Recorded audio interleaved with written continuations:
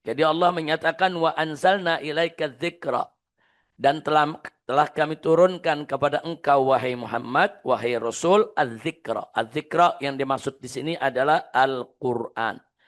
Untuk apa? Litubayyina linnas. Untuk engkau jelaskan bagi umat manusia. Jelaskan kepada umat manusia. Manuzila ilaihim. Untuk kau jelaskan kepada mereka apa-apa yang telah diturunkan kepada mereka. Wala'allahum yatafakkarun. Yaitu agar supaya mereka itu semua berfikir tafakkur tentang isi kandungan Al-Quran. Liza karenanya famanzilatus sunnati indal Quran muhimmatun jiddan. Karenanya tidak terbantahkan bahwa peranan as-sunnah di sisi Al-Quran sangat penting. Nah, jadi jangan mengabaikan peran daripada sunnah Nabi kita Muhammad sallallahu alaihi wasallam. Fa astakhlisuha huna kama yali. Nah, berikut ini saya ringkaskan tentang peran daripada as-sunnah di sisi Al-Quranul Karim. Awal.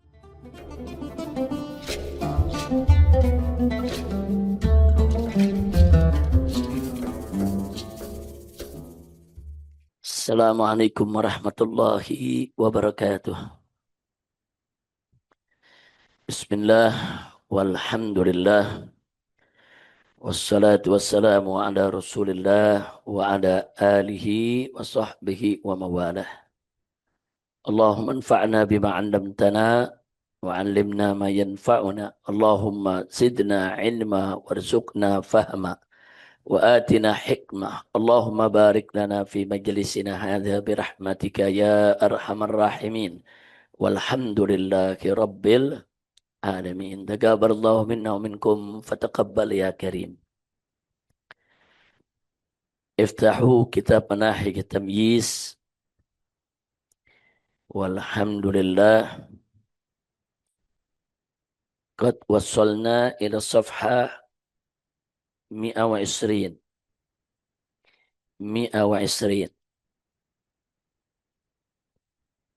Bismillahirrahmanirrahim. Isma'u rahimakumullah wa radiyallahu ta'ala ankum.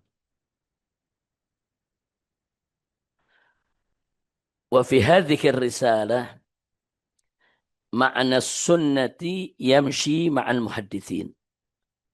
Li'annahu a'ammu wa ashmal hatta yunasiba mawdu'atil bahthi التي تشتمل على العقيدة والشريعة والأخلاق فهنا السنة والحديث بنفس المعنى.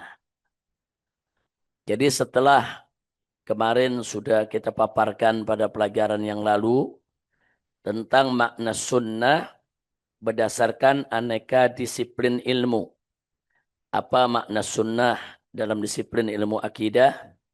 Apa makna sunnah dalam disiplin ilmu fiqih, dan apa makna sunnah dalam disiplin ilmu usul fiqih, serta apa juga makna sunnah dalam disiplin ilmu hadis.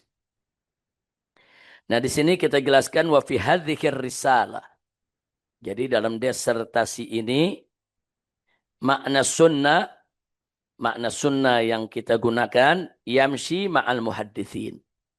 Jadi yang kita gunakan dalam risalah kita ini, dalam disertasi kita ini, makna sunnah menurut definisi daripada ulama hadis. Ma'al muhaddithin. Kenapa? Li'annahu a'ammu wa ashmal.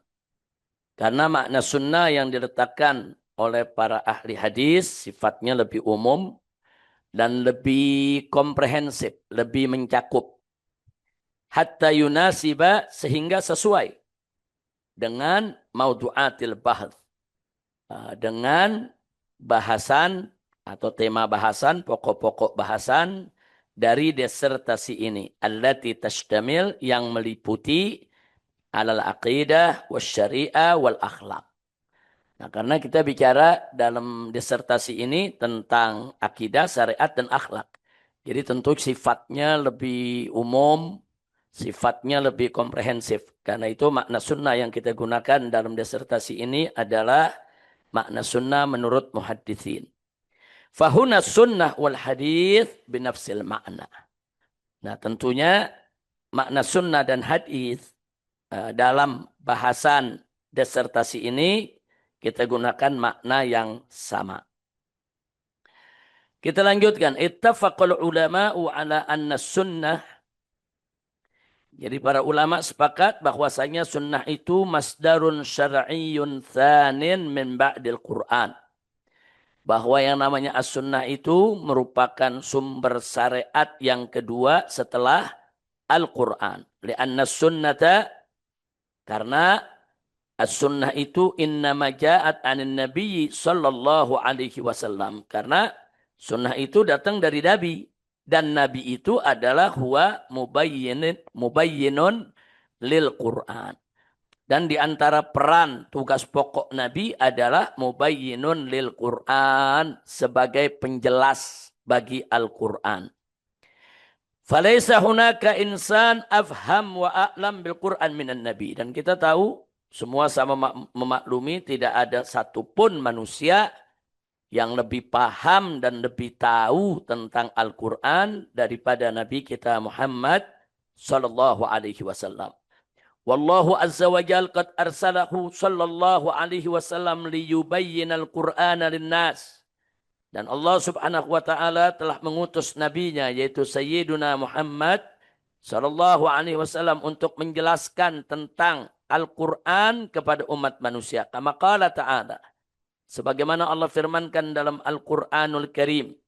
Itu kita bisa lihat dalam surat An-Nahl ayat 44. Allah menyatakan faqala ta'ala wa anzalna ilaika dzikra litubayyina linnas ma nuzzila ilaihim wa la'allahum yatafakkarun. Jadi Allah menyatakan wa anzalna ilaika dzikra, dan telah kami turunkan kepada engkau wahai Muhammad, wahai Rasul, az-zikra. Az-zikra yang dimaksud di sini adalah Al-Quran. Untuk apa? Litubayyina linnas. Untuk engkau jelaskan bagi umat manusia. Jelaskan kepada umat manusia. Manuzila ilaihim. Untuk kau jelaskan kepada mereka apa-apa yang telah diturunkan kepada mereka. Wala'allahum yatafakkarun. Yaitu agar supaya mereka itu semua berfikir, tafakkur tentang isi kandungan Al-Quran. Lidha, karenanya famanzilatus sunnati indal Quran muhimmatun jiddan. Karenanya tidak terbantahkan bahwa peranan as-sunnah di sisi Al-Quran sangat penting. Nah, jadi jangan mengabaikan peran daripada sunnah Nabi kita Muhammad sallallahu alaihi wasallam. Fa astakhlisuha huna kama yali. Nah, berikut ini saya ringkaskan tentang peran daripada as-sunnah di sisi Al-Quranul Karim. Awalan, yang pertama, tafsilul mujmal. Tafsilul mujmal. Merincikan hal-hal yang masih bersifat global.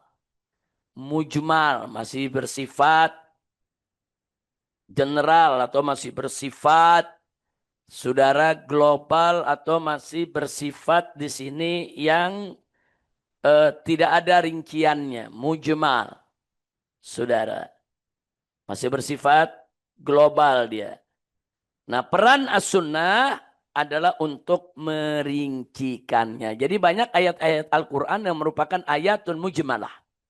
Ayat-ayat Al-Quran banyak yang bercerita hukum, tapi sifatnya masih mujmalah.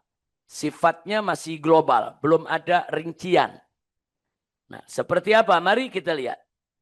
As-sunnah itu tufassilul ayatil mujmalata ka ayatil amri bi iqamatis shalah.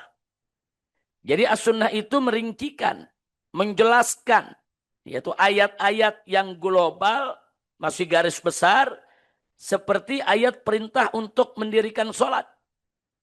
Perintah mendirikan sholat, aqimis sholat atau aqimus sholat. tegakkanlah sholat. Tapi bagaimana sholatnya nggak dijelaskan oleh Al-Quran. Oh, mesti dimulai dengan takbiratul ihram, kemudian ada doa iftitah, kemudian ada baca suratul Fatihah, kemudian ada baca sebagian dari surat Al-Quran. Kemudian setelah itu ada ruku, ada bacaan dalam ruku, ada iktidal, ada tumakninahnya, ada bacaan dalam iktidal. Kemudian ada sujud, kemudian ada duduk di antara dua sujud, ada lagi sujud kedua, ada lagi berdiri.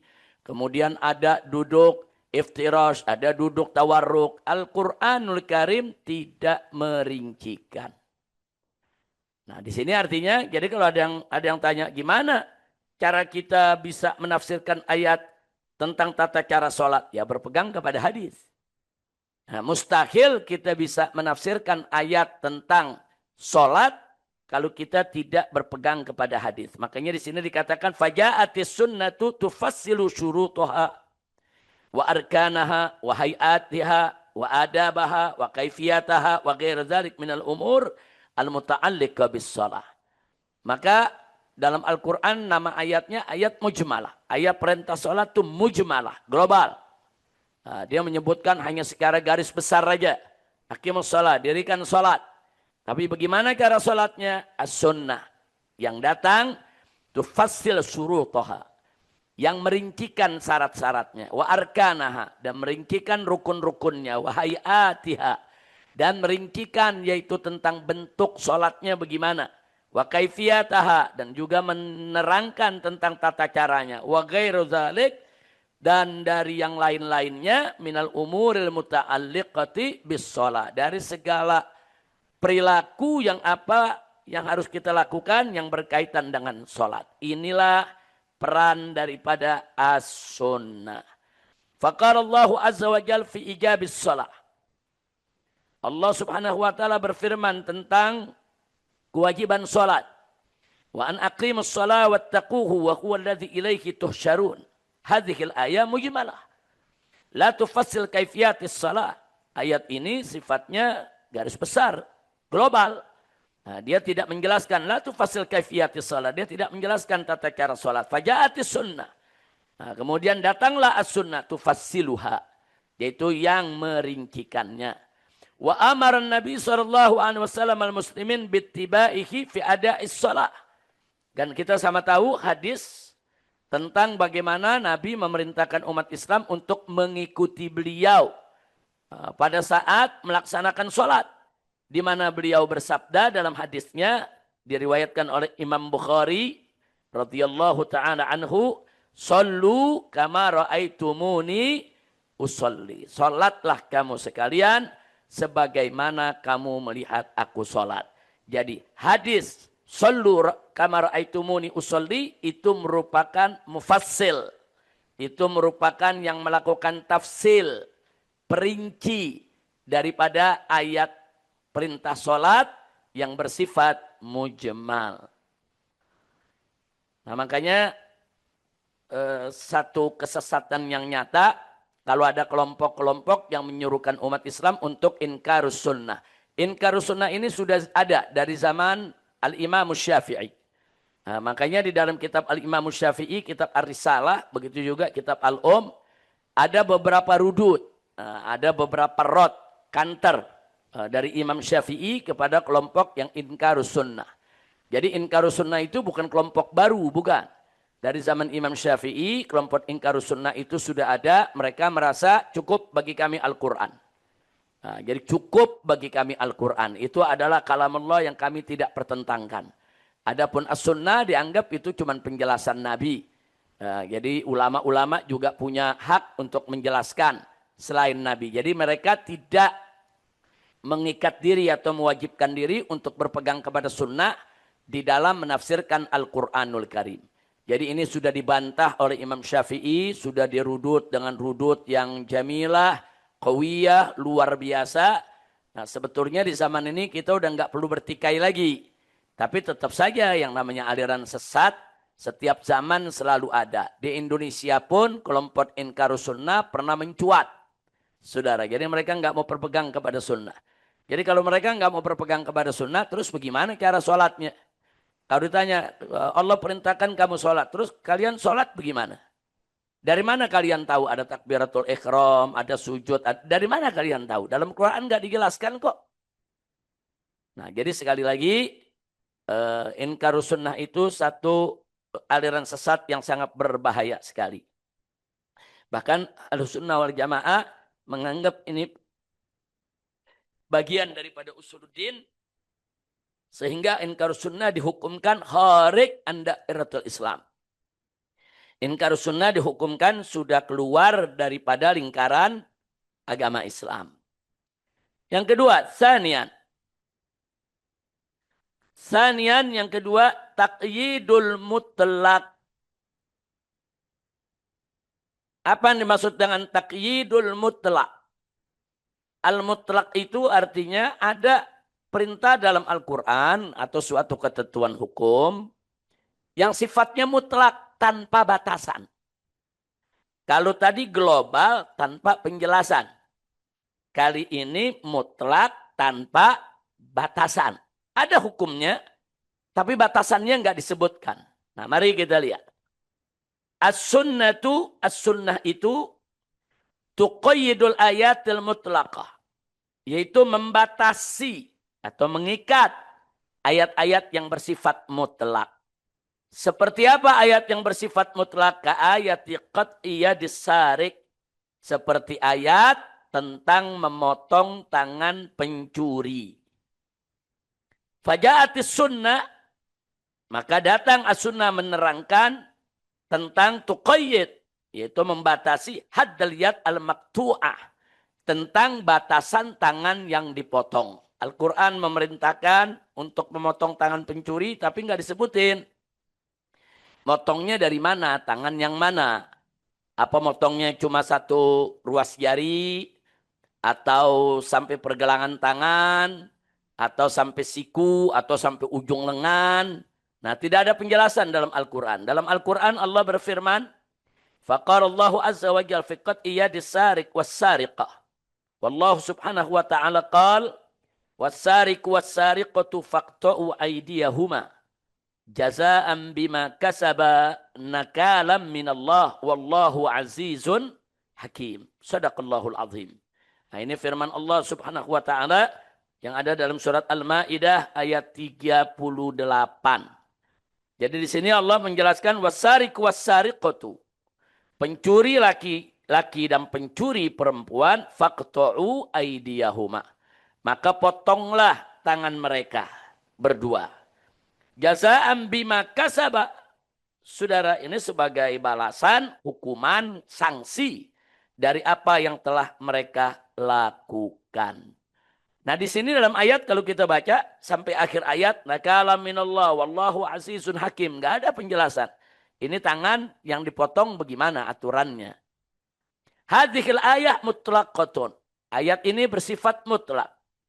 La tuqayyad haddal yadil maqtu'ah. Dia tidak membatasi tentang tangan yang dipotong tersebut.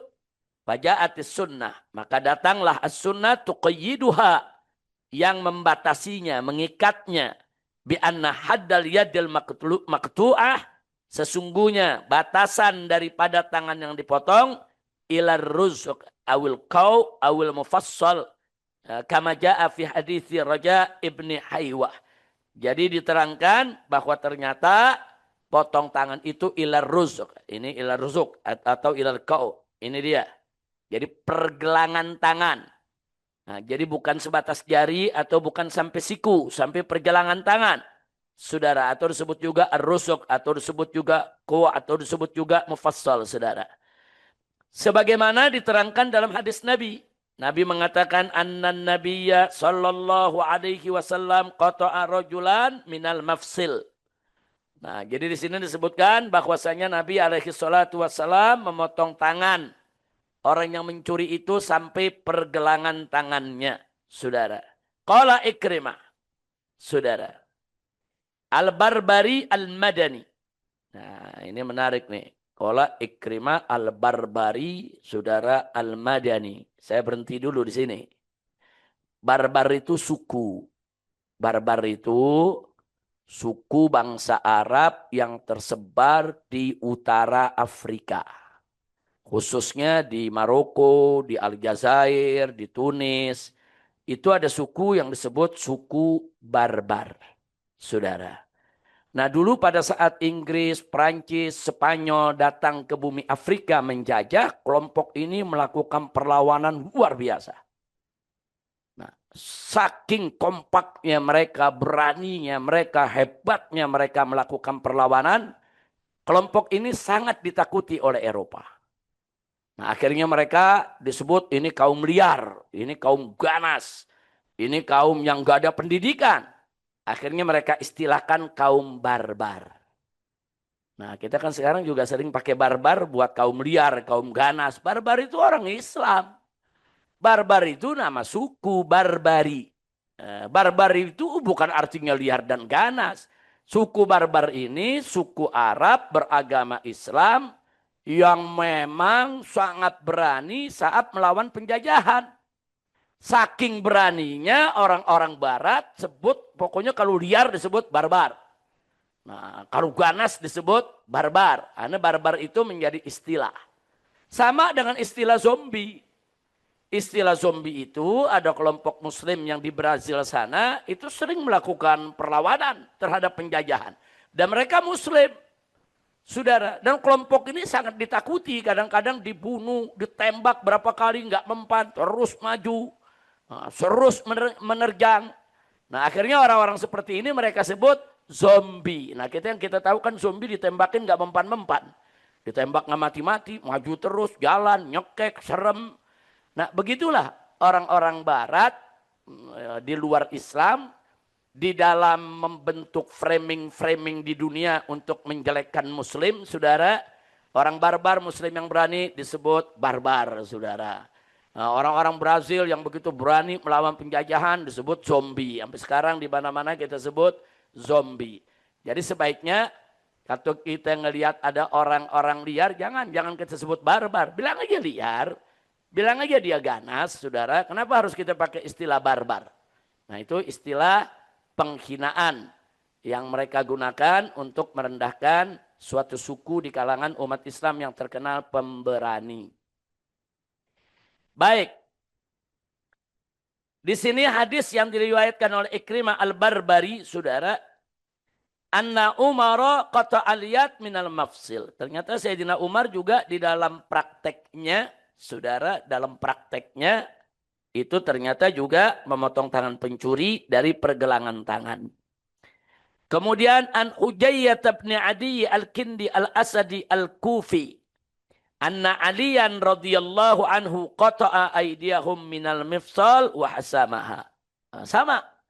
Ternyata Sayyidina Ali pun memotong tangan para pencuri juga dari pergelangan tangan. Kilal hadisin min marasilis sahabah. Ya, dua hadis ini memang saudara dari merupakan hadis mursal yang dapat dari sahabat. Muttafiqani ma'al hadis al-hasan al-mazkur. Akan tetapi hadis yang pertama tadi kita bacakan, saudara, itu merupakan hadis hasan. Nah otomatis mursal tersebut kalau sudah sesuai dengan hasan, saudara, dia menjadi makbul, diterima. Karena dia tidak kontradiktif dan tidak bertentangan. Nah inilah yang disebut taqyidul mutlak. Jadi Al-Quran memerintahkan potong tangan pencuri. Nah, itu namanya mutlak, nggak ada batasan. Datang hadis, dibatasin. Nah ini motongnya dari pergelangan tangan. Berarti hadis perannya adalah memberi batasan bagi ayat-ayat yang mutlak. Kalau tadi memberi rincian bagi ayat-ayat yang global. Kali ini memberi batasan bagi ayat-ayat yang mutlak. Sedikit sebelum kita masuk yang ketiga, sekedar hikmah tadabbur Quran. Siapa? Kiai Mahfud As-Sirun, ahlan wa sahlan. Dijemput Habib Hanif. Sallu ala Nabi. Maju ke depan Kiai Mahfud, jangan duduk di belakang. Semuanya salatullah salamullah ala taha rasulillah. Salatullah salamullah ala yasin habibillah. Tawassalna bismillah wa bil hadi Rasulillah. Tawassalna. Barakallahu fikum. Barakallahu fikum. Ahlan wa sahlan. Ya marhaba. Hidillillah bi ahlil badri ya Allah. Sallu ala nabi.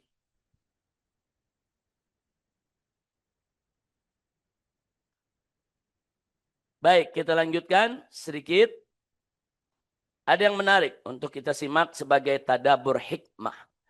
Uslub Al-Quran. Dalam ayat ini Allah menyebutkan wassariku wassariqatu. Pencuri laki-laki dan pencuri perempuan. Tapi kalau ayat tentang zina, Allah sebutkan az-zaniyatu wazani. Menarik, giliran pencuri yang disebut laki-laki dulu, baru perempuan. Tapi giliran ayat zina yang disebut perempuan dulu, baru laki-laki. Itu bukan tidak ada hikmah. Sebab kalau bicara pencurian, laki lebih berani mencuri daripada perempuan. Dari awalnya dulu begitu, walaupun sekarang perempuan banyak yang nekat juga. Mencuri lebih dari laki-laki, yang jadi begal ada. Tapi secara umum, dalam kehidupan umat manusia ini, yang punya dorongan berani mencuri itu umumnya laki-laki ketimbang perempuan. Makanya lelaki dulu yang disebut. Nah, sedangkan kalau cerita perempuan wazaniyatu wazani, saudara, yang disebut adalah penzina perempuan dulu, baru penzina laki-laki. Karena memang sabab musabab zina itu banyak pancingannya dari pihak perempuan, saudara. Ya, kita nggak bicara pemerkosaan lah, kita bicara hubungan intim tanpa pemerkosaan. Kita bicara hubungan intim antara perempuan laki-laki yang tidak halal. Nah, umumnya saudara, godaan itu datang dari apakah sikap si perempuan, perilakunya, pakaiannya, saudara, atau dia tunjukkan keindahan wajahnya, keindahan tubuhnya. Nah, itu yang memancing sehingga banyak terjadi perzinahan. Nah, jadi itu kenapa kalau ada yang nanya kenapa yang ini disebut laki dulu, yang noko disebut perempuan dulu, ini hanya sekedar tadabbur hikmah, saudara. Walaupun untuk kita bicara tentang ghaddul basar, itu kewajiban bukan buat perempuan saja, bukan buat laki aja. Dua-duanya wajib ghaddul basar. Yang laki-laki wajib ghaddul basar, yang perempuan juga wajib ghaddul basar. Menahan pandangannya. Baik. Barusan kita sudah sampai peran as-sunnah, tafsilul mujmal, dan taqyidul mutlak. Taqyidul mutlak. Kita cukupkan sampai di situ untuk manahijut tamyiznya.